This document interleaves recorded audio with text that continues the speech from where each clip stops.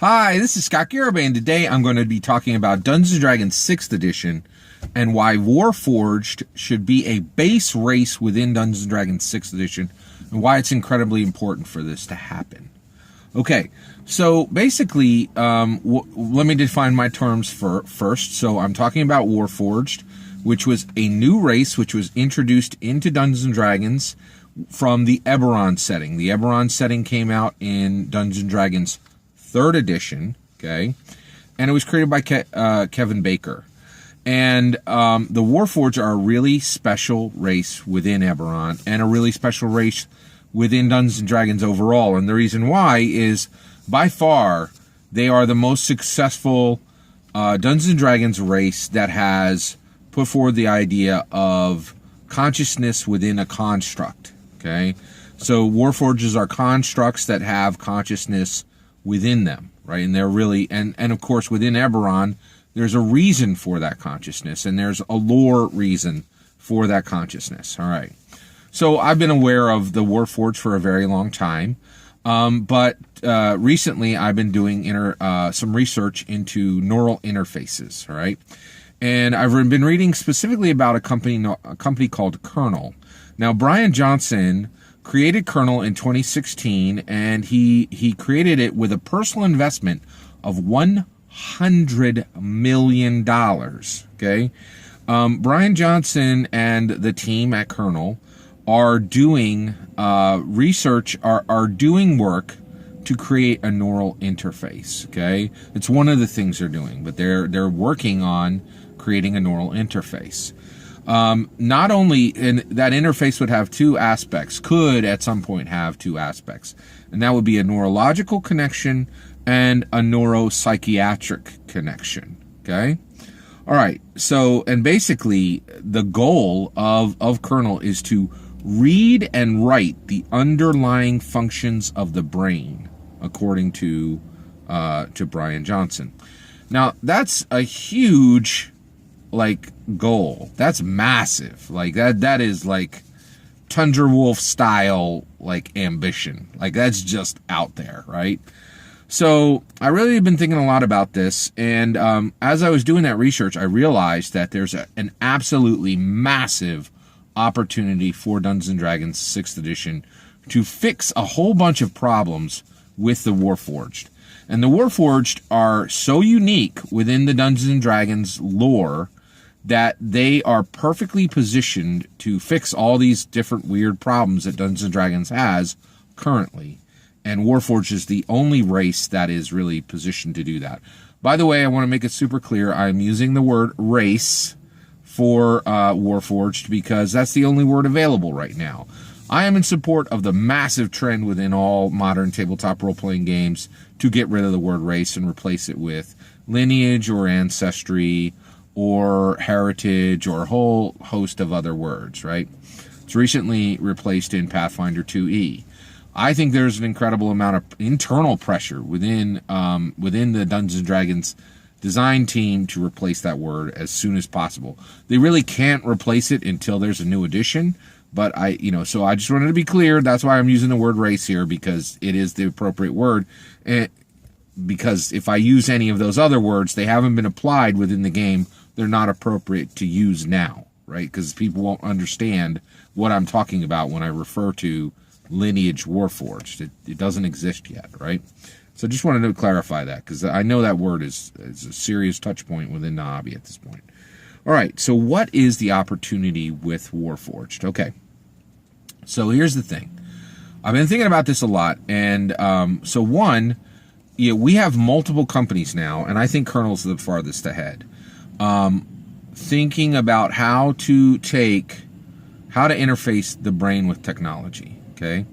Now, within Dungeons & Dragons, technology does not play a major part, right? Magic plays a very large part. But the Warforged is a perfect race for us. Why? Yeah, okay. Let me back up just a little bit. All right. So to me, this is a huge change that we as a culture are now taking. We are trying to connect our consciousness to machines, right? This is a massive, it's a massive political, cultural, and social change that we as Americans are trying to apply, right? Dungeons & Dragons is the number one, most awesome, most beautiful, most innovative, most important conveyor of shared stories that exists, right? I would even say, believe it or not, that I think Dungeons & Dragons is now becoming more important than novels. And the reason why is people are watching them like crazy on YouTube, and people are just watching a lot more video than they're reading, right?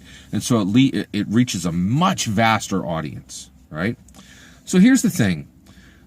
We need to be able to tell stories about the connection of human consciousness into constructs, into machines, right? Of human consciousness into machines. Well, this has already been done by Keith Baker with the Warforged in Dungeons & Dragons 3.5, right? But he was ahead of the time, right? Those stories really weren't, right then, we weren't literally determining how we do this. There are people that are practicing how to get consciousness into a machine at the very, very smallest edges. We're still approaching it, right? But we're much, much closer, and so our need to tell these stories is incredibly high. And right now, Dungeons & Dragons standard Dungeons & Dragons 5e does not really have the ability to tell these stories, okay? Now, I know what you're going to say. What about Wayfinder's Guide to Eberron, right? Well, Wayfinder's Guide to Eberron is a massive, massive problem, okay? Here's why. One, I believe that Wayfinder's Guide to Eberron is essentially a functional archiving of Eberron. I think Eberron is about to get seriously buried, right, within Dungeons & Dragons lore as a setting. And it's already happening, okay? One, Eberron is incredibly close as a setting to Ravnica. They're virtually synonymous, right? They contain virtually all the same elements. It's steampunk D&D. It's pretty much what both of them are, right? But here's the thing. WotC, Wizards of the Coast, and Hasbro are embracing Ravnica with both arms. A big old hug. Now, what does a hug look like from Hasbro and WotC to a D&D setting? Well, it looks like a hardcover, right? That is the traditional, most respected format in the game. It's what Gary Gygax brought out as the primary format for the game, right? Now, what is it? What is a scrub format? I'll tell you right now, PDF. It's an absolute scrub format for,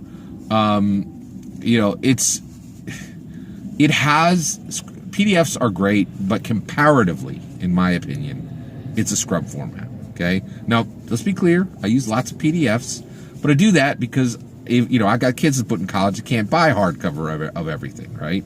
I'm a responsible father. But it's a scrub format, right? And so right now, that's what you're getting for, that's what Eberron has been given. Scrub format, right? Ravnica, hardcover, right? Honor, something different than honor, right? There's a difference, right? Okay, so I think that Eberron is about to get functionally archived, right? Now get this. And there's a whole lot of reasons why Hasbro and WotC are doing that. The biggest one is Ravnica is a synergy between Magic the Gathering, a massive money machine for WotC and Hasbro, and Eberron isn't. Eberron is not a massive money machine for anybody, right? It's just like, I think they made more money on a single release of Magic the Gathering, a single pre-release of Magic the Gathering, than Eberron has probably ever made since it was created, right? So, they're just not even close, all right? So here's the thing. Eberron is, in my opinion, getting functionally archived. Now, here's the key. The Warforged is the greatest thing in Eberron, bar none. It is absolutely critical. It's really unique within Dungeons & Dragons lore, and it's special, and it needs to be preserved, and it needs to be saved, right? It needs to literally be pulled out and put into a place of honor, even if Eberron isn't going to be. So here's how you here's how you honor Warforged, give Kevin Bacon a little shine, show some love to the Eberron people, right, as it's being functionally archived. And here's how it's done. Okay, so, and there's really good reasons to do this. Okay, so here's the next one, all right? Why else should we bring Warforged into Dungeons & Dragons 6th edition as a base race? And I mean base race is right now, the D&D 5e base races are human, dwarf, elf, halfling, and there's a few others, right? But those are base races. This is the critical part. This is the important, this is the fundamental building blocks of a Dungeons & Dragons game. You absolutely, base race is incredibly important. You make Warforged a base race, and here's the reason why. One, we need to be able to tell these stories. We need to be able to tell analogous stories about bringing human consciousness into machines. And that, that would be humans and all types of other humanoid races into constructs, right? That's a direct analogy. Whereas right now, there is nowhere to tell that except in this weirdly functionally archived Eberron Wayfinder PDF that really doesn't count, in my opinion, because it's not really fully embraced by WotC or by Hasbro. Okay? All right. So here, but even beyond that, once you bring them in as a base race into Dungeons & Dragons 6th edition, 6th edition can solve another massive problem that we haven't even started talking about that exists within 5e, and that is resurrection, right? Resurrection is a huge, huge problem. First of all, the biggest reason why is resurrection is connected to religion, right? Now, I'm a religious guy. My faith is incredibly important to me, right? But the reality is, I do not need Dungeons & Dragons to carry my faith for me, right? And right now, resurrection is connected to clerics. So resurrection is fundamentally a religious issue. Clerics are incredibly religious, and I strongly believe that clerics are just like race. They're going to get removed from TRPGs generally across the board, and including D&D. And the reason why is, one, I think that religion should be preserved. I'm an incredibly religious person, right? But the reality is, I can debate with you whether religion should be preserved in society, especially in American society and American culture. But I absolutely cannot argue with you that it is not being preserved. It is quickly going away, right? And so like nuns, just look up the term None, it's going up like it's skyrocketing. Like, millennials by and large are leaving churches across the board. This has already happened in Europe, right? So basically, D&D has this problem of resurrection sitting right in the game, right? So here's what you do. You bring in Warforged fixes it all. You bring in Warforged into Dungeons & Dragons as a base race. You rename them to Warforged, okay? Just for a whole lot of reasons. Anybody who's paying attention will know why, right? XAZR Forged, okay? All right, now the Warforged, what you do then also is you create a new magic item called a periaptery, right? I came up with this on my own. Of course, everything in here, WotC can, please run with this Dungeons & Dragons design team. So it's an arcane container for the essence of a fallen hero. So when a PC dies, another PC captures the essence of that fallen hero, that player character, into the periaptery.